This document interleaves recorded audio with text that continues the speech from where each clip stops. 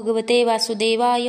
तर आपण श्रीमद भागवत महापुराण पाहत आहोत आणि त्यातील हा आपला 7वा स्कंद. 7व्या स्कंदातील अध्याय 9वा.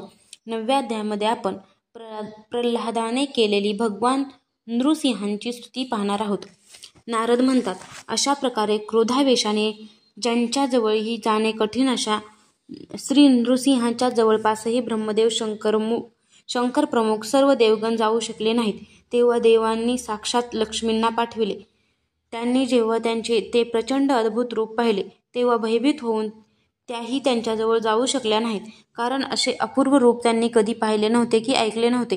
तेव्हा ब्रह्मदेव आपल्याजवळच उभ्या असलेल्या प्रल्हादाला म्हणाले, बाळ, तुझ्या पित्यावर भगवान खुपले होते, तर आता तूच त्यांच्याजवळ जाऊन त्यांना शांत कर.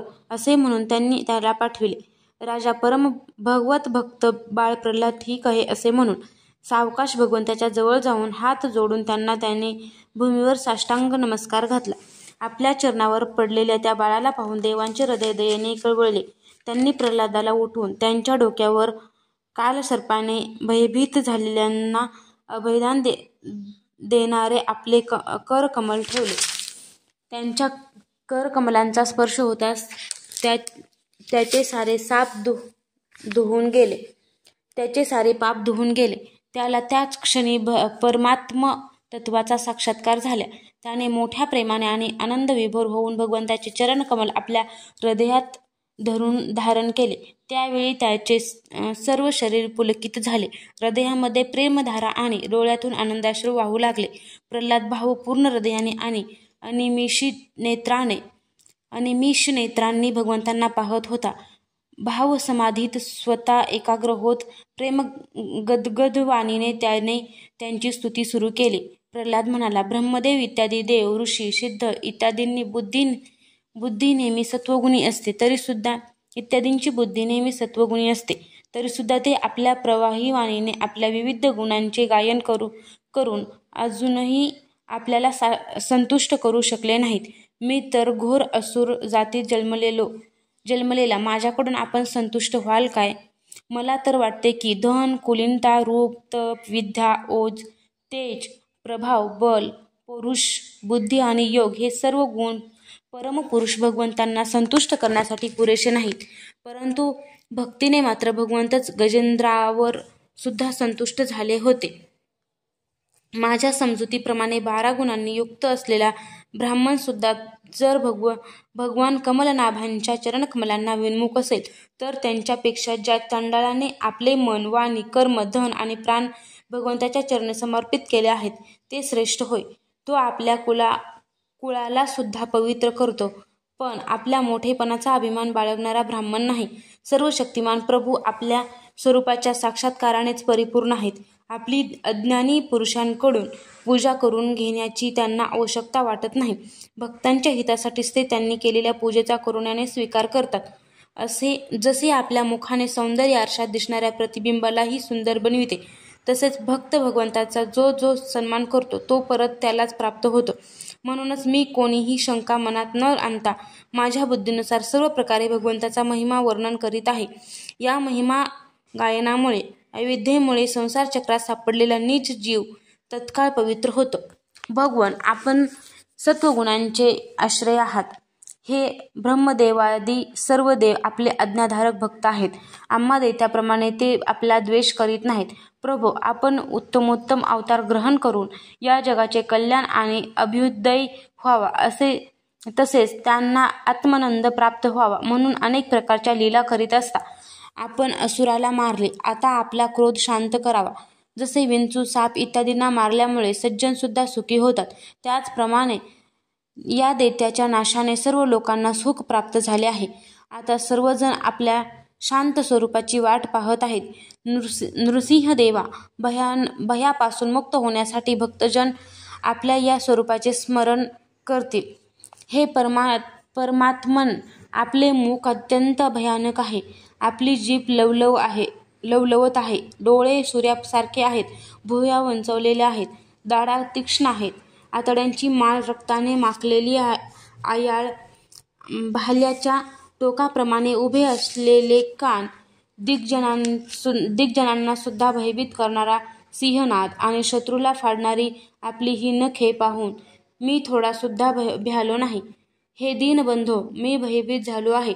तो या असह्य आणि उग्र संसारात भरडला गेल्यामुळे आपल्या कर्मांनी बांधला जाऊन मी या भयंकर दैत्य योनीमध्ये फेकला गेलो आहे. हे नाथ, आपण प्रसन्न होऊन सर्व जीवांसाठी शरण जाण्यास योग्य आणि मोक्ष स्वरूप अशा आपल्या चरणकमलांजवळ मला केव्हा बोलवाल? हे अनंता, मी ज्या ज्या योनीमध्ये गेलो त्या सर्व योनीमध्ये प्रियजनांना वियोग आणि अप्रियजनांना संयोग करून देणाऱ्या दुःखरूप आगीमध्ये होरपळत राहिलो. ते दुःख नाहीसे करण्याचे जे औषध आहे तेही दुःखरूपच आहे. आपल्यापासून वेगळ्याच वस्तूंना आत्मा समजून मी भटकत आहे.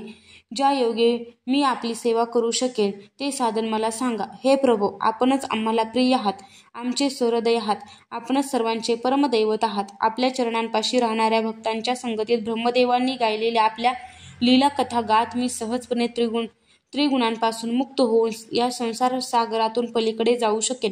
हे नृसिंह देवा, या जगातील दुःखी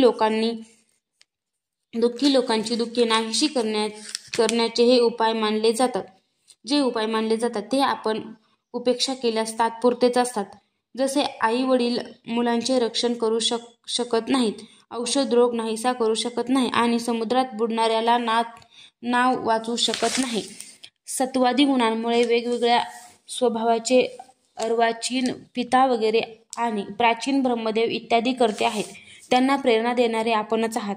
ते आपल्या प्रेरणेने ज्या आधारामध्ये, ज्या निमित्ताने, ज्या साधनांनी, ज्यावेळी, ज्याच्या प्रेरणेने, ज्याच्या संबंधी, ज्यापासून, ज्यासाठी, ज्या रीतीने जे काही उत्पन्न करतात किंवा रूपांतरित करतात ते सर्वजण आणि ते सर्व काही आपलेच स्वरूप आहे. पुरुषांच्या संकल्पानुसार कालामुळे गुणांमध्ये क्षोभ झाल्या कारणाने माया मनप्रधान लिंग शरीर निर्मिती करते. हे लिंग शरीर बलवान, कर्ममय तसेच विदोक्त कर्मप्रधान आहे. हेच अविद्येने जीवाच्या भोगासाठी कल्पलेले मन, 10 इंद्रिय आणि 5 तन्मात्रा या 16 विकाररूप आर्यांनी युक्त असे संसार चक्र आहे. हे जन्मरहित प्रभो, असा कोण पुरुष आहे की जो आपल्याला न भजता हे मनरूप संसार चक्र पार करू शकेल? हे सर्व शक्तिमान प्रभो, माया मला या 16 आरे असलेल्या चक्रात अडकून उसाप्रमाणे पिळून काढीत आहे. आपण आपल्या चैतन्य शक्तीने बुद्धीच्या सर्व गुणांना नेहमी पराजित करता आणि कालरूपाने सर्व साध्य आणि साधने आपल्या अधीन ठेवता. मी आपल्याला शरण आलो आहे. आपण मला या चक्रातून ओढून काढून आपल्या जवळ घ्या. भगवान, ज्याच्यासाठी संसारी लोक अतिशय पापलेले असतात ते स्वर्गातच मिळणारे सर्व लोकपालांचे आयुष्य, लक्ष्मी आणि ऐश्वर्य मी पुष्कळ पाहिले आहे. ज्यावेळी माझे वडील थोडेसे रागावून हसत आणि त्यांच्या भुवया थोड्या वर चढत तेव्हाच ती संपत्ती त्यांच्याजवळ राहत नसे. पण माझ्या अशा त्या पित्यालाही आपण मारले. म्हणूनच संसारातील प्राणी ज्या ब्रह्मलोकापर्यंतचे आयुष्य, लक्ष्मी, ऐश्वर्य आणि इंद्रिय भोग यांची इच्छा करतात ते मला नकोत. कारण अत्यंत शक्तिशाली काळाचे रूप धारण करून आपण त्यांना ग्रासले आहे हे मी जाणतो. आपण मला आपल्या दासांच्या सानिध्यात घेऊन चला. विषय भोगांच्या गोष्टी ऐकायला चांगल्या वाटतात, परंतु त्या मृगजळाप्रमाणे फसव्या आहेत. तसेच हे शरीर सुद्धा अगणित रोगांचे उगमस्थान आहे. कोठे ते मिथ्या विषयभोग आणि कोठे हे रोगयुक्त शरीर. दोन्हींचीच असारता जाणून सुद्धा मनुष्य यापासून विरक्त होत नाही. मोठ्या कष्टाने प्राप्त होणाऱ्या भोगांच्या लहान लहान मधुबिंदूंच्या द्वारा तो आपली इच्छापूर्ती आग विझवण्याचा प्रयत्न करतो. हे प्रभो, कुठे या तमोगुणी असुर वंशात रजोगुणांपासून उत्पन्न झालेला मी आणि कुठे आपली त्यांच्यावरील कृपा. धन्य आहे आपण आपला प्रसाद स्वरूप जो कमलकर माझ्या मस्तकावर ठेवला आहे तो आपण ब्रह्मदेव, शंकर आणि लक्ष्मींच्या मस्तकावर सुद्धा कधी ठेवला नव्हता. इतर संसारी जीवांप्रमाणे लहान मोठा असा भेद आपण करीत नाही, कारण आपण सर्वांचे आत्मा आणि अकारण प्रेमी आहात. कल्पवृक्षासारखा असलेला आपला प्रसाद सुद्धा आपली सेवा करण्यामुळेच प्राप्त होतो. सेवेनुसारच जीवांवर आपल्या कृपेचा उदय होतो. त्यासाठी जातीची उच्चता किंवा नीचता कारणीभूत नाही. भगवन, हा संसार ही एक अंधकारमय विहीर असून ती मध्ये कालरूपी सर्प डसण्यासाठी नेहमी तयार असतो. विषय भोगांची इच्छा करणारे पुरुष तीत पडलेले आहेत. त्यांच्या संगतीने मी सुद्धा त्यांच्या पाठोपाठ तीत पडू लागलो होतो. परंतु भगवान देवर्षी नारदांनी मला आपला समजून तिथून वाचविले. असे असता मी आपल्या भक्तिजनांची सेवा करू कशी सोडू? हे अनंता, ज्यावेळी माझ्या पित्याने मला मारण्यासाठी हातांमध्ये खड्ग घेतले आणि म्हटले, जर माझ्याखेरीज दुसरा कोणी ईश्वर असेल तर तो तुला वाचवील, मी आता तुझे डोके उडवितो, त्यावेळी आपण माझ्या प्राणांचे रक्षण केले आणि माझ्या पित्याचा वध केला. मला वाटते की आपण आपले सेवक असणाऱ्या सनकादी ऋषींचे वचन सत्य करण्यासाठीच तसे केले होते. भगवान, हे संपूर्ण जग म्हणजे एकमात्र आपणच आहात, कारण यामध्ये आधी, अंती आणि मध्ये आपणच असून त्याहून वेगळे आहात. आपण आपल्या मायेने गुणांच्या परिणामस्वरूप या जगाची उत्पत्ती करून यात पहिल्यापासूनच असूनही प्रवेश करण्याची लीला करता आणि त्या गुणांनी युक्त होऊन अनेक आहात असे भासवता. भगवान, हे जे काही कारणरूपाचे प्रचितीला येत आहे ते सर्व आपणच आहात आणि त्याहूनही वेगळेही आहात. आपला परका हा भेदभाव ही अर्थहीन शब्दांची माया आहे, कारण ज्याच्यापासून ज्याचा जन्म, स्थिती, लय आणि दिसणे असते ते त्याचे स्वरूपच आहे. जसे बीज आणि झाड ही कारण आणि कार्याच्या दृष्टीने वेगवेगळी आहेत, तरीसुद्धा गुणधर्म आणि मूळ रूप यांच्या दृष्टीने दोन्ही एकच आहेत. भगवान, आपण हे संपूर्ण विश्व आपल्यामध्ये सामावून घेऊन आत्मसुखाचा अनुभव घेत निष्क्रिय होऊन प्रलयकालीन पाण्यात शयन करतात. त्यावेळी आपल्या स्वयंसिद्ध योगाने बाह्यदृष्टी बंद करून आपण आपल्या स्वरूपाच्या प्रकाशात निद्रेलाही विलीन करून घेता आणि तुर्यावस्थेत राहता. त्यावेळी आपण झोपेतही नसता की विषयांचाही उपभोग घेत नसता. आपण आपल्या कालशक्तीने प्रकृतीच्या गुणांना प्रेरित करता. म्हणजेच हे ब्रह्मांड आपलेच शरीर आहे. प्रथम हे आपल्यातच लीन झालेले होते, तेव्हा प्रलयकालीन पाण्यामध्ये शेषशय्येवर शयन करणाऱ्या आपण योगनिद्रेचा त्याग केला, तेव्हा वटवृक्षाच्या बीजापासून विशाल वृक्ष होतो. त्याप्रमाणे आपल्या नाभीतून ब्रह्मांड कमल उत्पन्न झाले. त्यावर ब्रह्मदेव प्रकट झाले. जेव्हा त्यांना कमळाखेरीज आणखी काहीच दिसले नाही, तेव्हा स्वतःमध्येच बीजरूपाने व्याप्त असलेल्या त्यांना ते जाणू शकले नाहीत आणि तुम्हाला आपल्याबरोबर तुम्ही आहात असे समजून पाण्यात घुसून 100 वर्षापर्यंत शोधत राहिले, परंतु तेथे त्यांना काहीच मिळाले नाही. ते बरोबरच आहे, कारण अंकुर उगवल्यावर बी कसे दिसणार? तेव्हा ब्रह्मदेवांना मोठेच आश्चर्य वाटले. ते पुन्हा कमळावर बसून राहिले.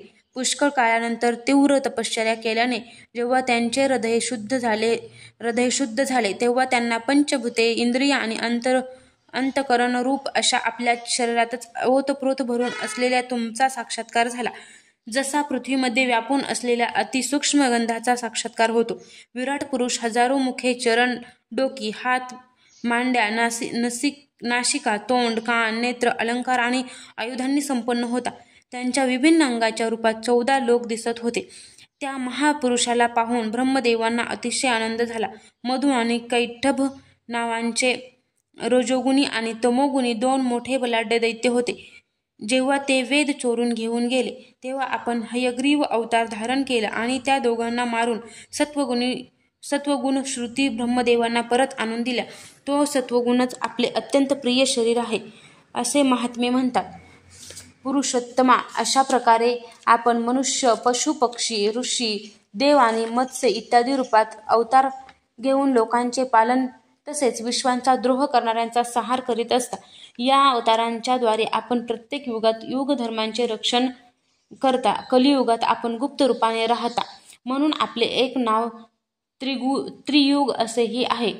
हे वैकुंठनाथा, माझे मन पाप वासनांनी कुलुषित झाले आहे. हे मुळातच अत्यंत दोषयुक्त आहे.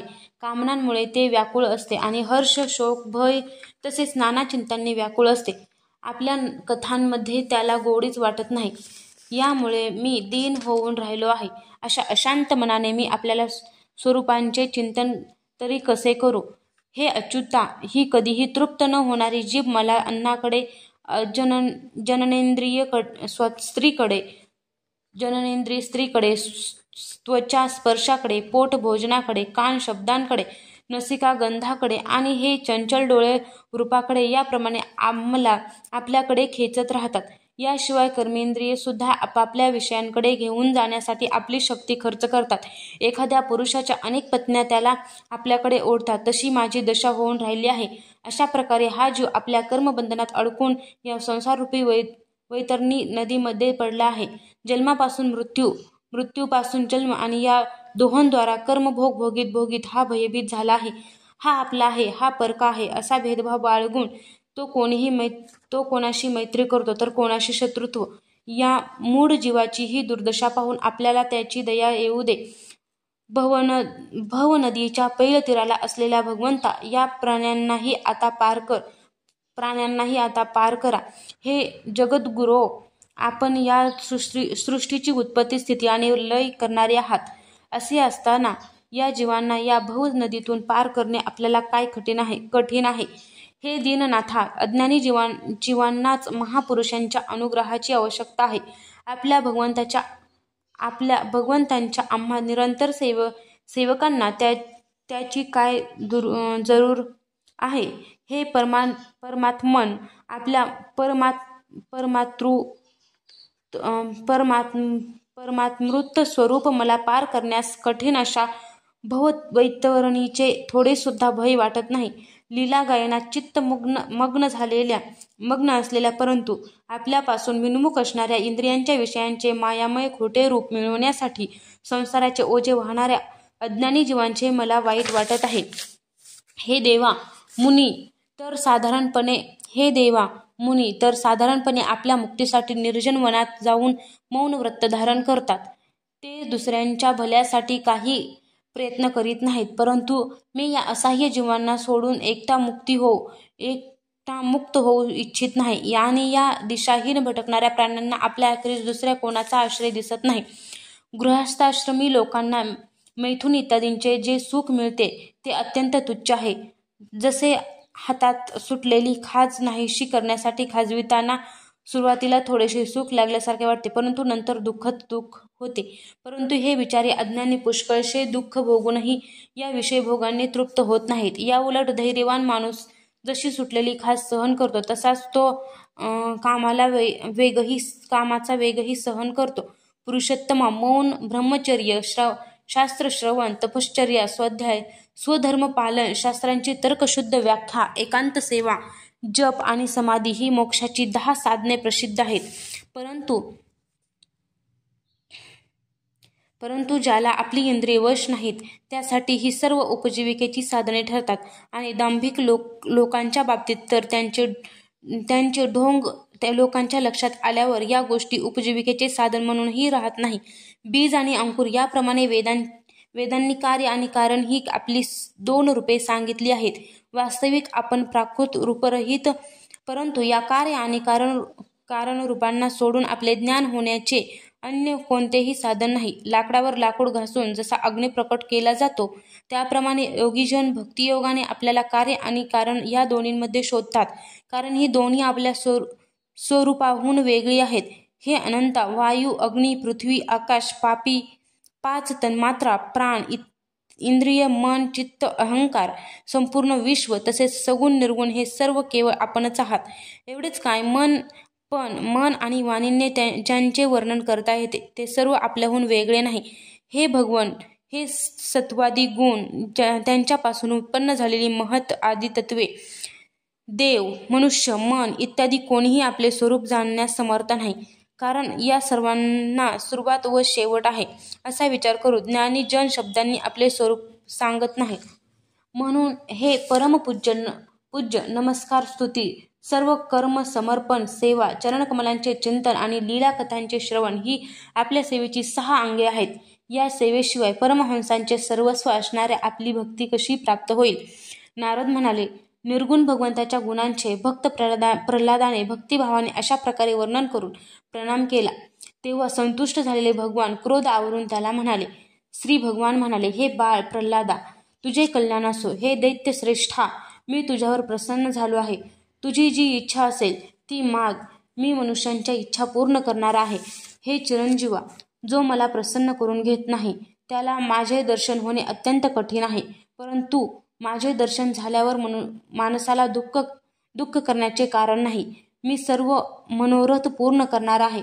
म्हणून कल्याणाची इच्छा करणारे परमभाग्यवान साधुजन सर्वतोपरी मला प्रसन्न करण्याचाच प्रयत्न करतात. नारद म्हणाले, असुर कुळाचे भूषण असणारा प्रल्हाद भगवंताचा अनन्य भक्त होता. म्हणून लोकांना मोह पाडणाऱ्या वरांचे प्रलोभन दाखवूनही त्याने त्यांची इच्छा केली नाही. अध्याय 9 समाप्त.